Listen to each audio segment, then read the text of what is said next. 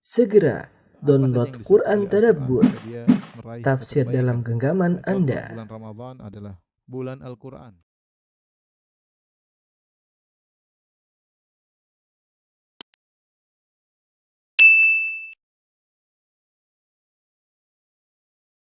Bismillahirrahmanirrahim. Assalamualaikum warahmatullahi wabarakatuh.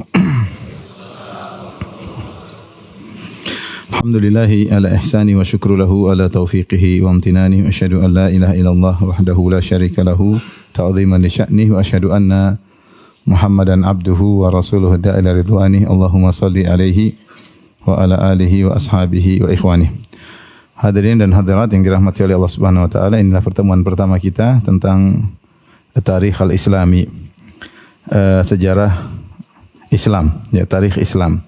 Dan insyaallah kita akan menyampaikan dari buku utama, yaitu Al-Mawsu'ah Al-Muyassarah fi Tarikh Al-Islami, yaitu ensiklopedia yang mudah tentang tarikh al-Islami, ya, terdiri atas 2 jilid. Yang saya bawa adalah jilid pertama. Tujuan dari pembahasan tarikh ini bukanlah secara detail, bukan bagi mutakhassisin, bukan bagi spesialis tarikh, tapi hanya sekedar menyampaikan sejarah secara global sehingga ada gambaran bagi kita tentang sejarah Islam, ya, yang dimulai dari Sirah Nabawiyah, kemudian Al-Khulafaur Rasyidun, kemudian Ad-Daulah Al-Umayyah, setelah itu Ad-Daulah Al-Abbasiyah, ya, kemudian bagaimana kisahnya Tatar dan bagaimana hancurnya khilafah, kemudian muncullah Daulah Al-Fatimiyah, itu yang Syiah, kemudian Daulah Al-Ayyubiyah, kemudian perang salib Al-Huruf As-Salibiyah, kemudian Daulat Al-Mamalik, kemudian kaum muslimin di Andalus, dan seterusnya sampai kita membahas tentang Daulah Al-Utsmaniyah, kemudian juga tentang kerajaan di Jazirah Arab, ya, termasuk kerajaan Arab Saudi, ya, insyaallah taala kita akan sampaikan secara ringkas tentunya, ya.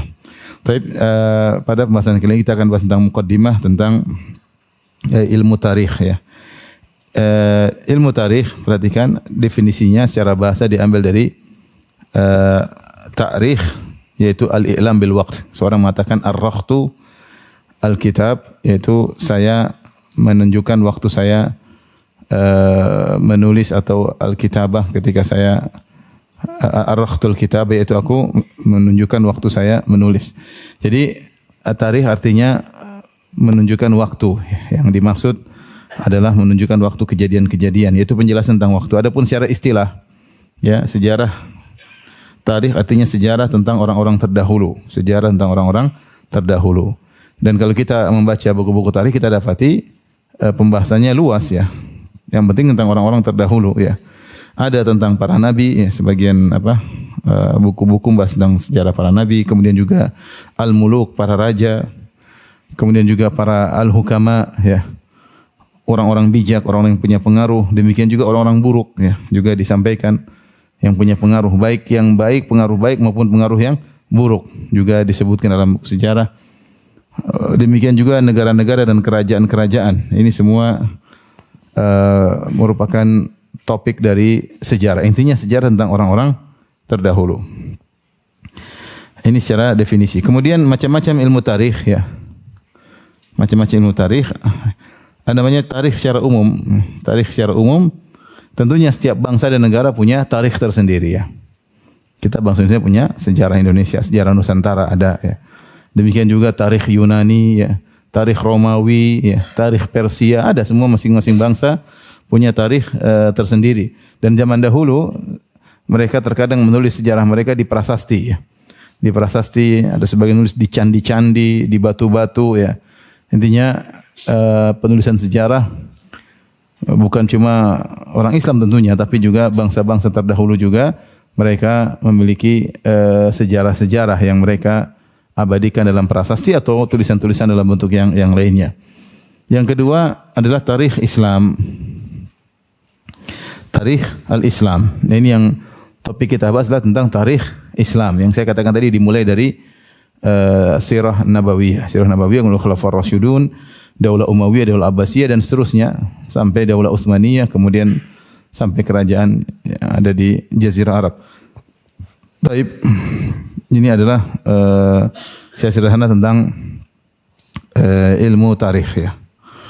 Kemudian kitab-kitab tentang tarikh Islam, kitab-kitab tentang Islam, ya, ada beberapa model, ya. Yang pertama,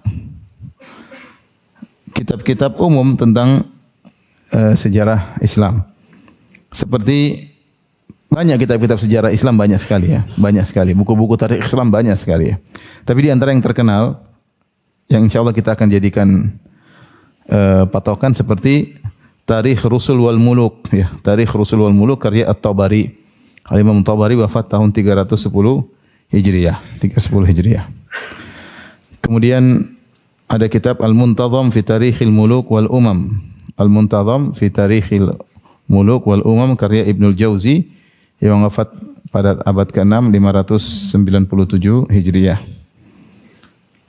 Kemudian ada kitab Kamil fi Tarikh karya Ibnul Athir yang wafat 630 Hijriah. Ini semua kitab berjilid-jilid, ya, 10 jilid lebih, ya, buku-buku ini, ya. Al-Kamil fi Tarikh Ibnul Athir wafat 630 Hijriah. Kemudian ada kitab Al-Bidayah wa Nihayah, alhamdulillah. Saya baru beli kemarin pas umrah, Al-Bidayah wa Nihayah karya Ibnu Katsir wafat pada tahun 774 Hijriah, ya. Kemudian juga ada kitab tarikh yang menarik, Tarikh Ibnu Khaldun, kalau tidak salah kemarin saya lihat ada 8 jilid kalau tidak salah. Al-Ibar wa Diwan Al-Mubtada wal Khabar fi Tarikhil Arab wal Barbar wa man asarahum min dhawi sya'nil akbar karya Ibnu Khaldun, ya, yang wafat pada tahun 808 Hijriah. Ini tarikh Islam secara umum, ya. Ya. Kemudian ada tarikh Islam yang model kedua, tarikh Islam tapi disertai dengan umat-umat sebelumnya, ya. Umat-umat sebelumnya seperti kitab Akhbaruz Zaman karya Al-Mas'udi yang wafat pada tahun abad 4 Hijriah, yaitu 346 Hijriah. Kalau kita buka kitab Akhbaruz Zaman, kita dapati dia menulis tentang tarikh Yunan, tentang bangsa Yunani, kemudian tarikh Romawi, kemudian tarikh Persia. Ya, disebutkan bangsa-bangsa lain. Bahkan peradaban-peradaban sebelum Islam, baru kemudian yang masuk dalam sejarah Islam. Ya, ini ada sebagian ahli sejarah yang menulis seperti itu. Dia buka dengan bangsa-bangsa sebelum Islam seperti Romawi, Persia, Yunani, baru kemudian masuk dalam sejarah Islam yang mereka sudah memiliki sudah memiliki peradaban sebelum Masehi. Sebelum apa? Masehi. Adapun Islam dimulai dari sejarah Nabi Muhammad SAW dan Rasulullah SAW belakangan, ya, sekitar abad ke-6 Masehi, baru kemudian ada sejarah Nabi sallallahu alaihi wasallam. Kemudian ada model ketiga, model buku yang ketiga, yaitu khusus wilayah tertentu. Ini sejarah tarikh Islam tapi terkait dengan wilayah tertentu, seperti Tarikh Baghdad karya Al-Khatib Al-Baghdadi. Tarikh Al-Baghdad yaitu tentang sejarah kota Baghdad. Ulama-ulama yang di kota Baghdad yang semua berputar sekitar kota Baghdad. Ini juga panjang bukunya banyak, ya. Ini karya Al-Khatib Al-Baghdadi wafat pada tahun 463 Hijriah.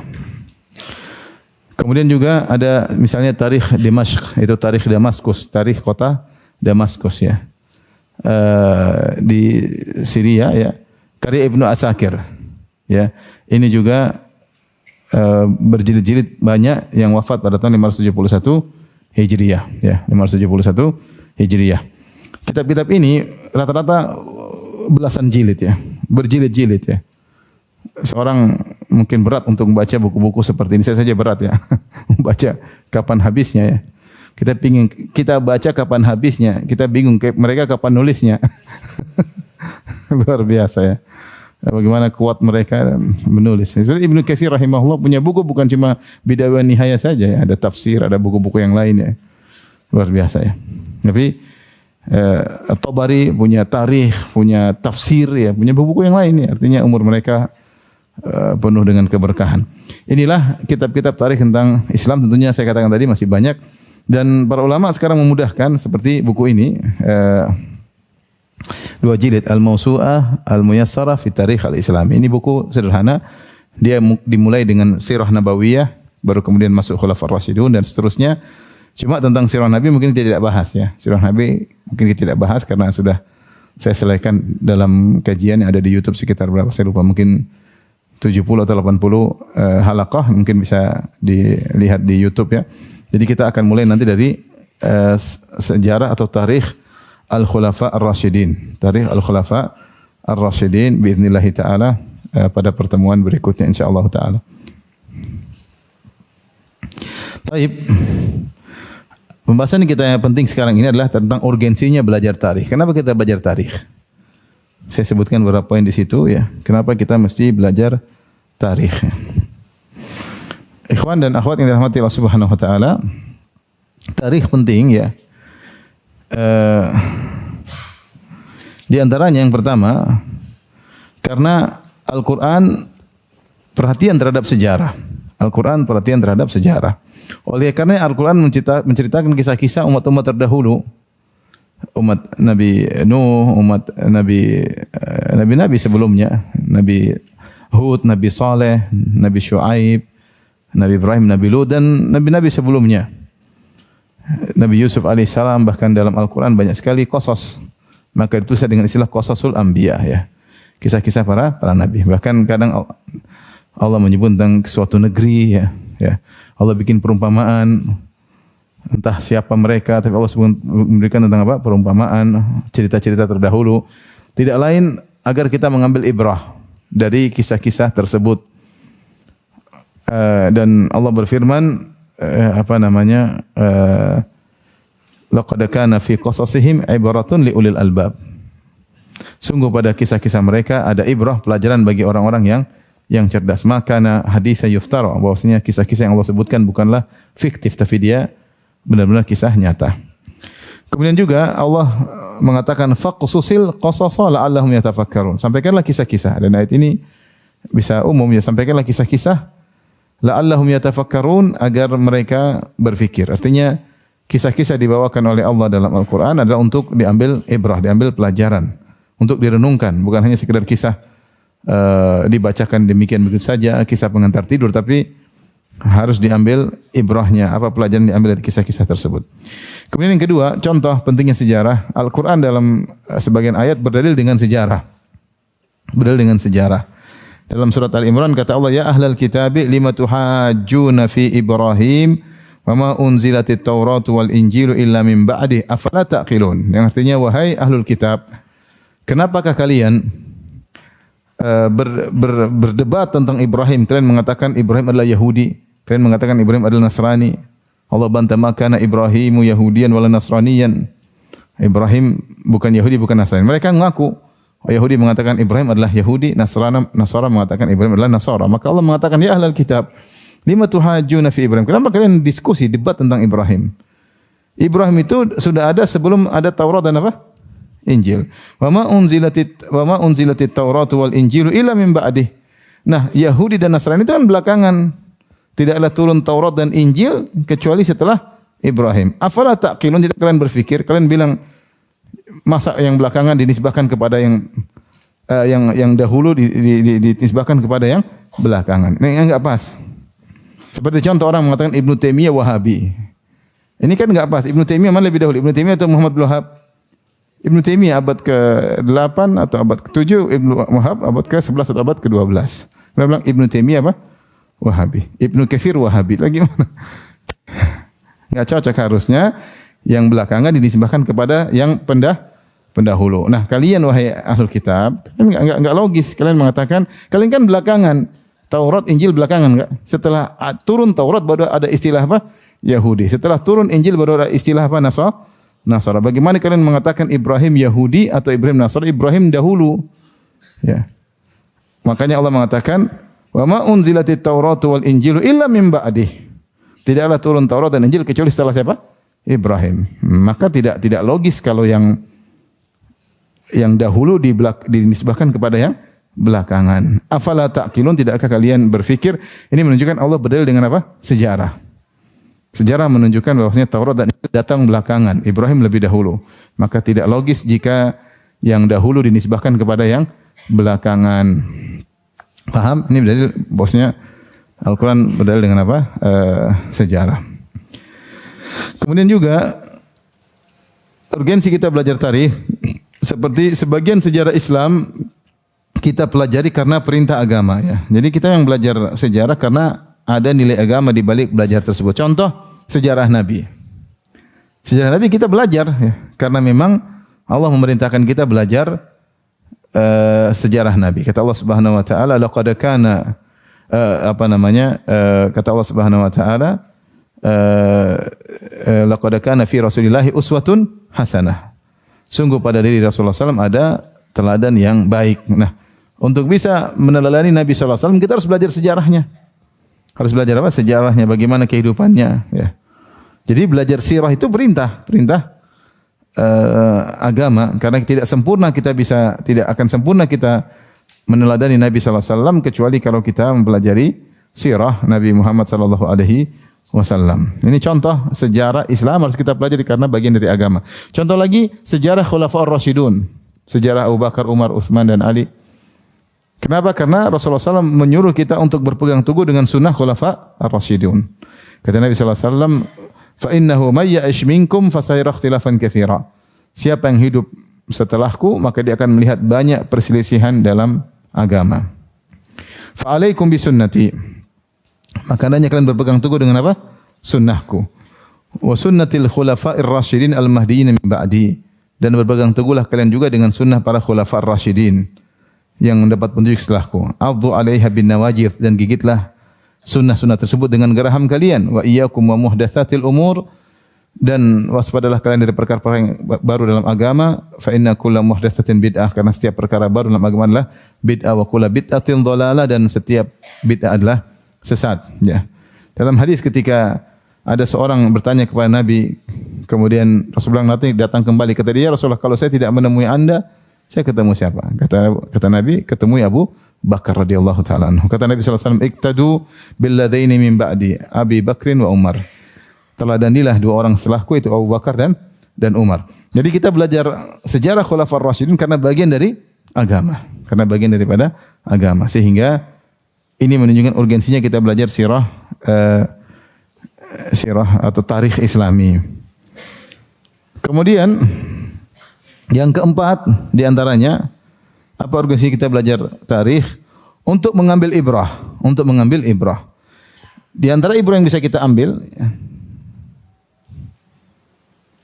seperti dunia hanya sebentar, subhanallah, dunia hanya sebentar. Kita tidak terpedaya dengan dunia. Kita baca sejarah raja-raja, baik yang baik maupun raja-raja yang buruk, orang-orang yang baik maupun orang yang biadab. Mereka telah sirna ya. Ya. Alam tara kaifa rabbuka bi'ad irama dhatil imad allati lam yukhlaq mithluha fil bilad wa thamud alladhina jabu as-sakhra bil wad wa fir'auna dhil autad alladhina taghaw fil bilad fa aktharu fiha al-fasad fa sabba 'alaihim rabbuka sawta 'adzab. Inna rabbaka labil mirsad. Kata Allah, tidak akan lihat bagaimana kaum Ad, kemana mereka? Yang kuat, gagah, hilang, selesai. Kaum Tsamud yang bisa memahat gunung menjadi tempat tinggal, kemana mereka? Sirna. Fir'aun yang begitu sombongnya dan angkuhnya, mengaku sebagai Tuhan, kemana mereka? Telah tiada ya. Yang tadinya mewah kehidupannya, kemudian sirna begitu saja ya. Kalau kita baca sejarah, kita lihat subhanallah ya, kita bisa mengambil ibrah. Dunia cuma sebentar ya. Mana tokoh-tokoh yang hebat tersebut hanya tinggal nama. Terkadang meninggalkan nama baik, terkadang meninggalkan nama buruk. Ya. Kita lihat sejarah, demikian juga orang yang susah, orang-orang yang mungkin para ulama yang hidupnya susah, cuma sebentar. Toh mereka meninggal dengan membawa nama yang harum, ya, meninggalkan nama yang harum, ya. Jadi kita membaca sejarah ini, kita mengambil ibrah bahwasanya dunia cuma sementara. Mereka telah berlalu dan mereka telah menjadi sejarah. Suatu saat kita juga akan menjadi apa? Sejarah. Minimal anak kita yang cerita, dulu bapak saya. Kalau enggak cucu kita mengatakan dulu kakek saya. Kalau kita ada ceritanya, mudah-mudahan cerita kita baik ya. Mungkin kalau dibikin buku mungkin enggak kayaknya. Tapi maksudnya demikianlah, orang-orang hebat pun akan tiada. Apalagi kita yang orang biasa-biasa seperti ini. Jadi dunia hanya sebentar, jangan terpedaya. Ya, kita akan meninggalkan itu semua. Kemudian juga kita mungkin tambahkan juga dengan belajar sejarah, ya, kita akan hilang namanya ujub dan kita akan termotivasi. Kalau kita baca sejarah para sahabat, sejarah para ulama, ya. Kita lihat ternyata kita ini bukan siapa-siapa. Mereka luar biasa perjuangan mereka, bagaimana kesabaran mereka, bagaimana cobaan yang mereka hadapi, dan bagaimana hasil perjuangan mereka. Buku-buku mereka, murid-murid mereka. Kita ini enggak ada apa-apanya. Sehingga ketika kita membaca sejarah mereka, kita merasa kita ini kerdil. Ya, kita ini kerdil, enggak ada apa-apanya. Mau apa yang mau diujubkan, apa yang mau disombongkan, ya. Apa yang mau disombongkan? Bahasa Arab aja tidak bisa. Di Madinah anak kecil aja sudah bisa bahasa Arab.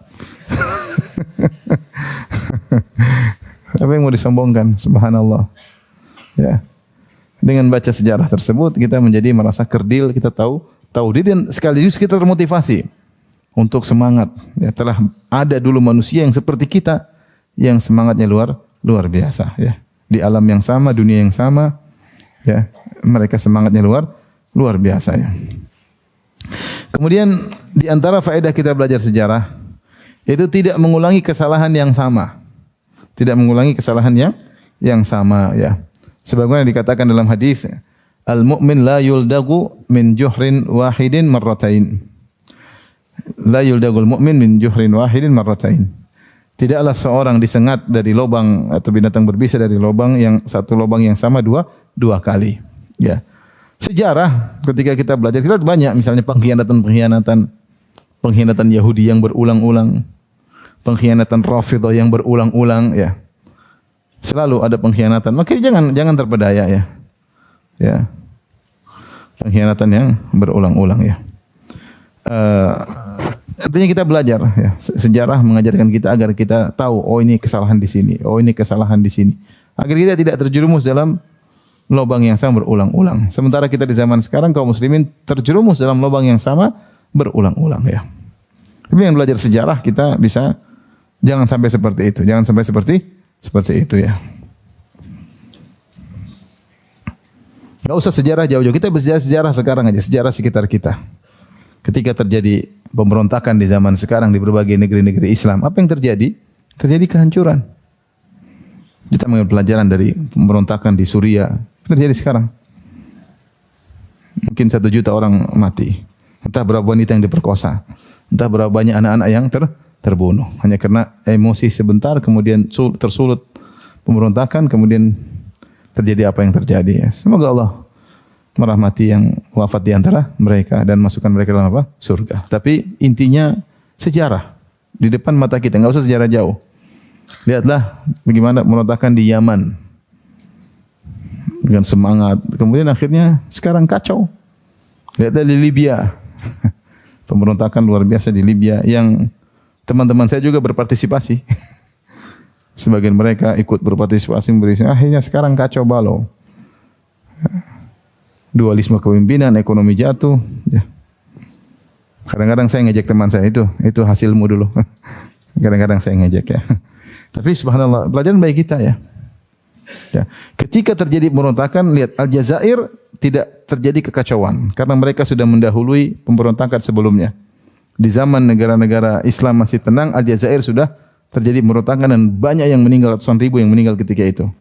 Sehingga ketika lagi ramai-ramai pemberontakan mereka tenang. Karena mereka sudah merasakan pahitnya apa? Pemberontakan. Mereka sudah rasakan. Ya. Kita pun sudah merasakan gimana pahitnya tahun 98, ya. Jadi pelajaran, jangan sampai kita terulang apa dua kali, ya. Tidak usah kita bicara sejarah-sejarah jauh, sejarah depan mata kita pun ada sejarahnya. Yang mungkin nanti dilupakan oleh orang-orang setelah kita. Jadi di antara fungsi kita belajar sejarah agar kita tidak terjatuh dalam kesalahan dua kali. Kemudian di antara fungsi sejarah yaitu cara menghadapi kehidupan, ya. Karena sejarah itu ternyata berulang-ulang ceritanya sama kadang-kadang, cuma tokohnya berbeda, waktunya berbeda. Maka ada istilah orang Arab, pepatah Arab mengatakan ma asbahal lail bil barihah. Betapa sama hari ini dengan kemarin. Betapa sama kejadian ini dengan kejadian masa lalu. Kalau orang-orang barat mengatakan at-tarikh yu'idu nafsahu, sejarah mengulangi kembali apa? Dirinya. Sejarah berulang persis, jadi begini maka begini. Begini jadi begini, begini jadi begini, ya kayak seakan-akan hukum sebab akibat. Hanya saja lakonnya berbeda, ya. Pelakunya berbeda di zaman yang berbeda. Nah, kita belajar bagaimana kalau kita misalnya kita yang belajar agama, lihat bagaimana para ulama bersahabat dalam menghadapi suatu permasalahan. Bagaimana para ulama berjuang. Kita belajar akan berulang apa yang terjadi, ya. Dan pelajaran banyak sekali dalam banyak sisi kehidupan, dalam sisi kehidupan keluarga, dalam sisi kehidupan bermasyarakat, dalam masalah dakwah, banyak hal. Ketika kita mempelajari sejarah, kita akan mengambil pelajaran bagaimana sikap yang benar dalam menghadapi suatu problematika kehidupan, karena sejarah telah berlalu dan biasanya sejarah mengulangi lagi sendiri ceritanya. Hanya saja pelakunya berbeda dan tempatnya berbeda dan waktunya berbeda, tapi ceritanya sama. At-tarikh yu'idu nafsahu. Sejarah mengulangi lagi kembali ceritanya. Taib. Di antara urgensinya belajar tarikh, di antaranya adalah untuk membantah orientalis dengan sebagian firqah sesat yang berdalil dengan sejarah yang salah. Yang salah. Perlu kita ketahui bahwasanya sejarah, ya, ternyata tidak semua diriwayatkan dengan riwayat yang sahih. Sebagian sejarah diriwayatkan dengan riwayat-riwayat yang lemah, bahkan palsu. Bahkan apa? Palsu. Seperti At-Tabari sendiri. At-Tabari, beliau rahimahullah ta'ala menyerahkan pemeriksaan terhadap riwayat-riwayat kepada para pembaca, ya. Dia tulis dalam bukunya Tarikh Tabari, dia berkata dalam muqaddimah kitabnya, dia berkata,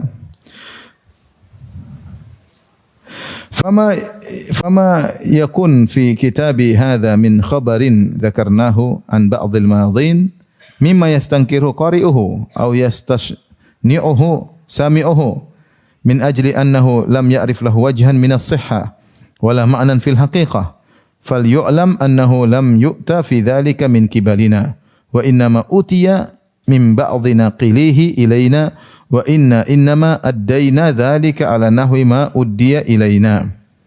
Dalam Tarikh Tabari di mukaddimahnya beliau berkata, apa yang ada dalam buku ini tentang cerita-cerita yang kami sebutkan dari sebagian orang-orang terdahulu, yang mungkin orang membacanya kok ada cerita seperti ini, dia mengingkari.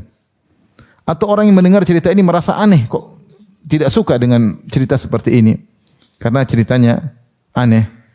Karena dia tidak tahu bahwasanya cerita ini tidak sahih. Kok ada di dalam Tarikh Tabari? Ada cerita tidak sahih dan tidak ada hakikat makna cerita seperti ini.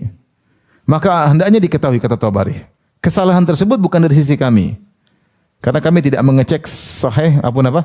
Dhaif. Ya. Tetapi wa inna ma utiya min ba'dhi naqilihi ilaina. Tapi itu semua terjadi dari orang yang menukilnya kepada kami.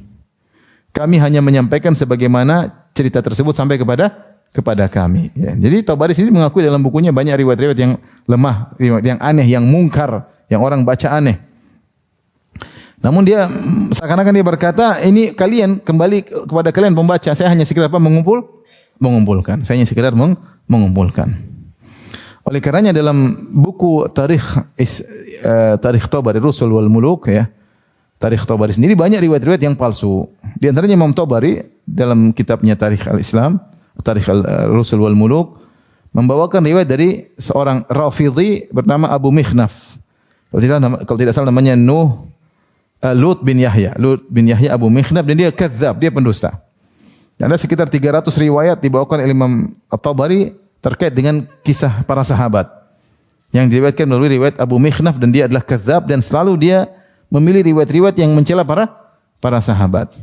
Sehingga riwayat-riwayat yang buruk seperti riwayat palsu seperti ini dijadikan dalil oleh orang Rafidhah untuk mencela para sahabat, untuk mengkafirkan para sahabat. Kata mereka, ada riwayat dalam buku kalian, kitab Ahlus Sunnah.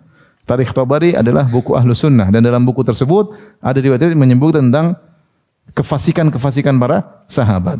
Ternyata riwayat tersebut setelah diteliti melalui jalur Lut bin Yahya Abu Mikhnaf, dan dia seorang perawi yang kadzab, Rafidhi, pendusta, ya. Namun Tabari rahimahullah tetap memasukkan dalam bukunya, ya. Supaya juga diketahui sanadnya, ya. Artinya datang peneliti-peneliti setelahnya akan meneliti riwayat ini palsu. Kenapa? Dalam perawinya ada seorang bernama Lut bin Yahya Abu Mikhnaf dan dia seorang kadzdzab rafidhi, seorang pendusta yang Syiah, sehingga diketahui dustanya riwayat tersebut. Demikian juga riwayat-riwayat dusta dalam sejarah juga dijadikan dalil oleh orang-orang orientalis ya. Nanti mungkin kita akan nukil dalam pertemuan berikutnya.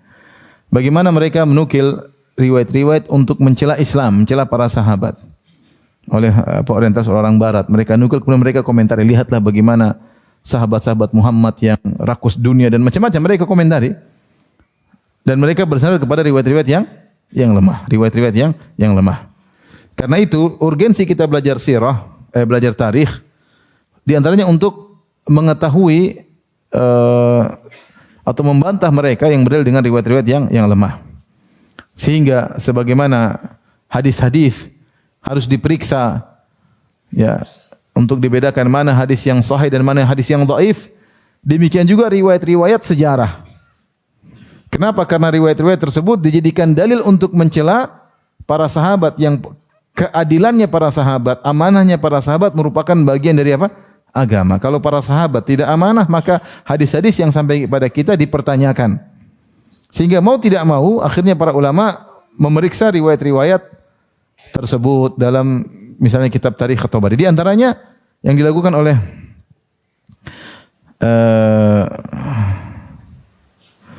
Muhammad bin Tahir Al-Barzanji ya. Ini buku namanya Sahih Tarikh Tabari. Ini kalau tidak salah saya beli kemarin 5 jilid. Dia ada Sahih Tarikh Tabari, ada Dhaif Tarikh Tabari ya. Total kalau enggak salah 11 jilid ya. Jadi ini Tarikh Tabari yang dia kumpulkan riwayat-riwayat yang sahih saja, riwayat-riwayat yang sahih saja. Riwayat dhaif dia kumpulkan lagi di buku tersendiri. Yang saya beli cuma yang sahih. Yang dhaif nanti antum aja yang beli yang dhaif. Jadi dan ini di antara usaha mereka untuk membersihkan apa? Tarikh ya. Terutama para ulama menulis tentang apa namanya seperti buku-buku terkait dengan para sahabat, seperti fitnah Maqtal Utsman, risalah ilmiah kalau tidak salah 2 jilid ya. Itu juga meneliti ini riwayat yang lemah, riwayat yang sahih.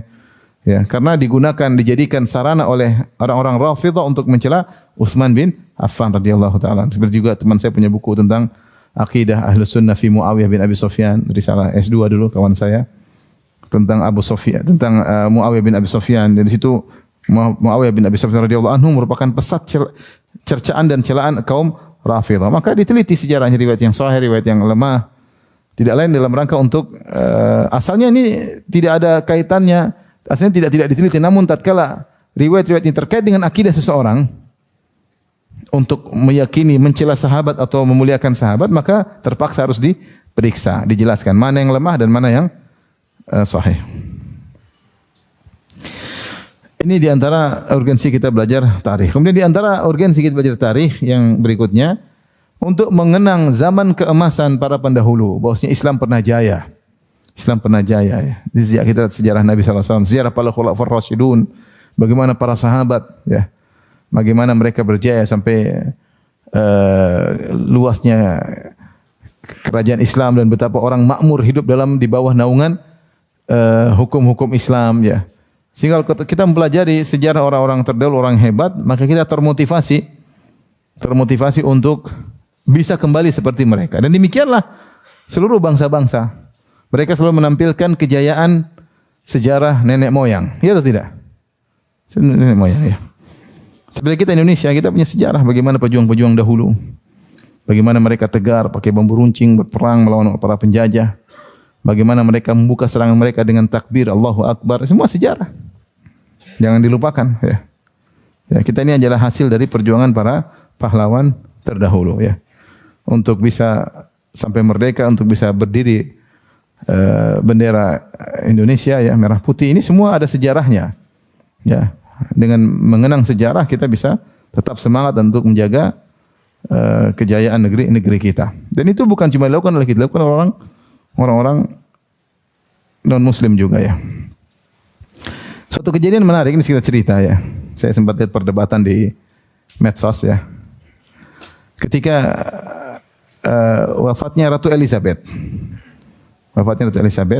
Kemudian sebagian ulama kemudian memberi penghargaan kepada Ratu Elizabeth ya. Ulama di Mesir ya. Yang mengatakan bagaimana perjuangan jasanya membangun negara Inggris Raya dan seterusnya. Ada sebagian dai yang membantah ya. Karena Inggris pernah dijajah, pernah dihabisi oleh apa? Karena Mesir pernah dihabisi oleh apa? Inggris. Kemudian di antara bantahan tersebut, dia tampilkan tentang perayaan wafatnya Ratu Elizabeth. Dalam perayaan tersebut ditampilkanlah bendera-bendera yang tertulis tentang bagaimana kejayaan mereka, kesuksesan mereka dalam perang. Di antaranya ketika mereka menghabisi Mesir. Akhirnya dai ini protes. Jadi wahai Syekh, inikah jasanya siapa Ratu Elizabeth yang telah menghabisi ribuan saudara-saudara kita di Mesir dan mereka membanggakan hal tersebut karena itu sejarah yang mereka banggakan. Ya, masing-masing punya sejarah. Di antara sejarah Inggris yang mereka banggakan, mereka pernah menghabisi apa? Mesir. Paham? Artinya sehingga kata dia sudah enggak perlu lah begitu-begitu. Udah masing-masing. Masing-masing ya. Bagaimana kita mau menyampaikan penghormatan kepada seorang yang pernah menghabisi negara kita di zaman pemerintahannya Ratu Elizabeth. Ini sekedar saya ingin menyampaikan bagaimana sejarah itu dibanggakan oleh masing-masing negara ya. Kita bangga dengan sejarah kita ya. Kemudian negara-negara juga bangga dengan sejarahnya. Mungkin Belanda bangga pernah menjajah kita, kita enggak tahu. Mungkin ya. Saya pernah ke Madinah terus ketemu dengan seorang kawan. Enggak tahu ya, saya satu kelas. Dia kuliah hadis, saya juga kuliah hadis, kemudian saya ngobrol. Mahasiswa di Madinah, orang muslim. Saya tanya, "Dari mana?" "Ah," kata dia, "dari Belanda." Enggak tahu tiba-tiba saya langsung saya emosi. Saya bilang, "Nenek moyangmu yang jajah kita 350 tahun." Dan dia tidak mengingkari. Dia bilang, "Iya, tapi nenek saya orang Jawa," katanya. "Oh, kawan kata." Terkadang ya, tapi alhamdulillah sekarang sudah damai semuanya ya. Tapi terkadang masa lalu ya, itu sejarah perlu diingat untuk apa? Untuk membangkitkan semangat. Nah, di antara keburukan orang-orang Rafidhah, mereka ingin memutuskan hubungan antara kaum muslimin dengan sejarah yang indah para sahabat. Jadi digambarkanlah para sahabat adalah sejarah hitam, rakus dunia, kemudian murtad ya. Sehingga ketika kaum muslimin mendapati gambar tentang sahabat Nabi seperti itu, maka hilang generasi emas yang pernah ada di zaman dalam sejarah Islam. Terus siapa yang mau dibanggakan setelah itu? Kalau ternyata para sahabat semua buruk, murtad, rakus dunia macam-macam, sebagian digambarkan oleh orang apa? Rafidhah. Maka dengan belajar sirah kita tahu bahwasanya itu semua adalah kedustaan, dan belajar sirah, belajar tarikh, kita tahu bagaimana hebatnya kaum muslimin dahulu agar kita bisa kembali sebagaimana kejayaan mereka di masa lampau ya. Ini ikhwan dan akhwat yang rahmatillah subhanahu wa ta'ala, muqaddimah tentang tarikh Islami ya. Insyaallah kita akan bahas pada pertemuan berikutnya, mulai dari Khulafaur Rasyidun, kita akan bahas tentang sejarah Abu Bakar As-Siddiq radhiyallahu ta'ala anhu. Adapun sejarah tentang Rasulullah sallallahu alaihi wasallam maka silakan nonton di YouTube ya. Karena sudah saya sampaikan, saya tidak akan mengulang lagi di sini. Kita langsung masuk pada sejarah Abu Bakar As-Siddiq tentang bagaimana perjuangan beliau mengemban amanah untuk memimpin kaum muslimin. Wallahu ta'ala alam bisawab. Mungkin sampai sini saja kajian kita. Namanya muqaddimah, jangan panjang-panjang ya. Ini muqaddimah sebentar. Tapi demikian saja kajian kita. Insyaallah kita lanjutkan pada pertemuan berikutnya tentang sejarah Abu Bakar As-Siddiq radhiyallahu ta'ala anhu. Demikian wabillahi taufiq hidayah. Assalamualaikum warahmatullahi wabarakatuh. Subhanallah.